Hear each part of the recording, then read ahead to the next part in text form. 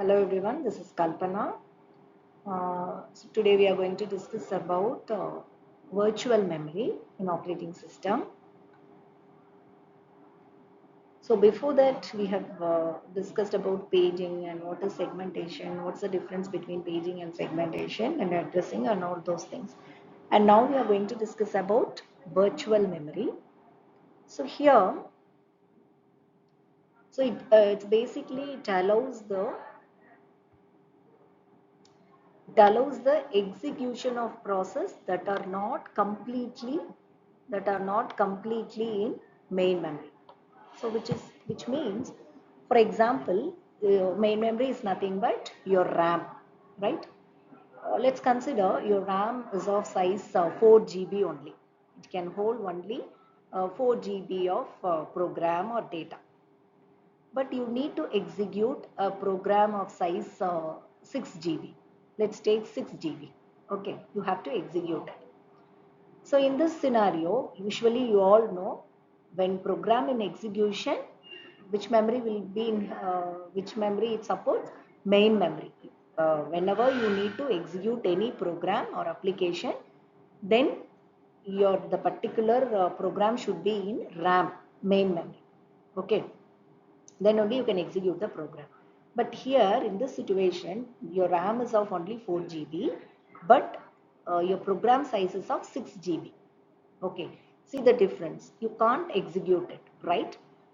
When you keep all the 6 GB of data in, you can't hold actually 6 GB of data in 4 GB of RAM. Okay, so what happens? It gives an illusion that your 6 GB of data, your 6 GB of program is getting executed actually. What happens is, behind the scene, your RAM is capable of holding only 4 GB of data, right? It holds only 4 GB of data out of 6 GB of that program, and remaining 2 GB will be in secondary memory only. It places only in the secondary memory, 2 GB of 2 GB of program. Okay, so after completing some amount of program in main memory, that remaining 2 GB will be taken from the secondary memory and bring it to the main memory. Then it'll execute it. Okay, but it gives the user that without any kind of partition or without any kind of thing, or your program is getting executed as such without any division. But what happens?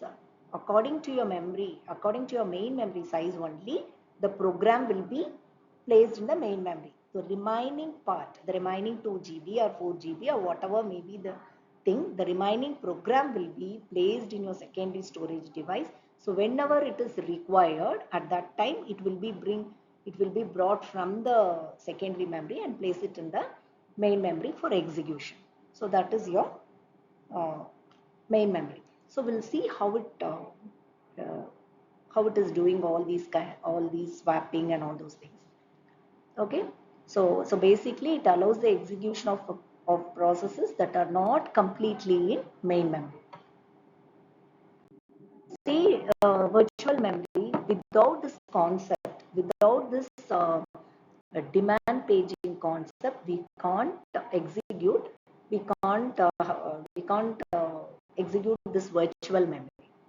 Okay, so we'll see what is demand paging. It is an important topic. So it is the process of loading the pages only when they are needed, only when they are demanded by the process during execution. So what we are going to do, we are going to have the entire program in the backing store, in the secondary memory. So consider this is our secondary memory. We have the entire program here. So whenever the particular part of program is required, at that time we are going to bring. So whenever there is a need, okay, whenever there is a demand as created for that particular page, particular program, at that time we are going to bring that particular program, particular part from the secondary memory to the main memory, to the RAM. Okay, so here let's say your program A. This is your program A and this is program B. So initially you have to execute. So now initially your program A is in main memory and your program B is in secondary memory only. Now it's time to execute your program B, but actually your program A is in main memory and further you can't able to execute another program. So in this case, if the program A is not needed here on, you are going to swap out from that particular program to the backing store. This is called swapping out. We are going to swap out that particular program from the main memory to the secondary memory. And once the memory is free, we are going to bring in the required program.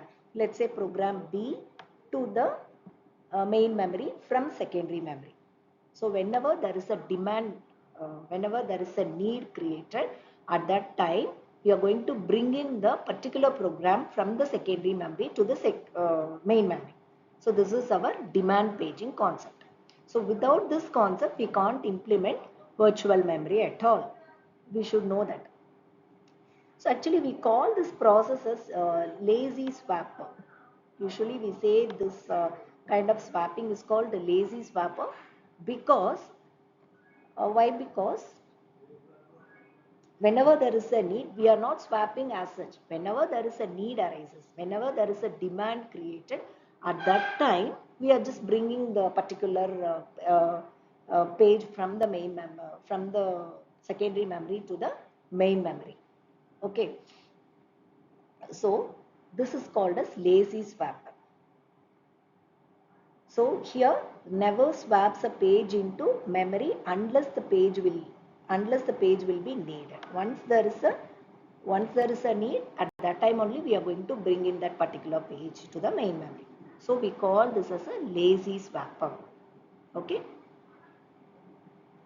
So that's all about your virtual memory concept. So we'll see the further concepts in coming lectures. Thank you.